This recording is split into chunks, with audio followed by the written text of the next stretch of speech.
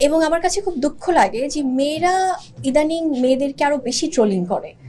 অনেক অনেক হিজাব পরা আপুরা আছেন যারা কিনা হিজাব পড়ছে, I am sorry to say, but এ ধরনের গুজব নিয়ে মিথ্যা কথা বলে ভিডিও বানাচ্ছে। সো আমার মনে হয় এটা আমাদের ইসলামকে অবমাননা করা, কারণ আমাদের ইসলামে কিন্তু গীবত করাকে সবচেয়ে বেশি জঘন্য কাজ বলে গর্হিত করা হয়। কারণ আমার মনে হয় এই ধরনের ব্যাপারগুলো বন্ধ হওয়া উচিত, এবং দেশের বাইরে যেভাবে আমাদের শিল্পীদেরকে ছোট করা হচ্ছে এটা কখনোই গ্রহণযোগ্য নয়।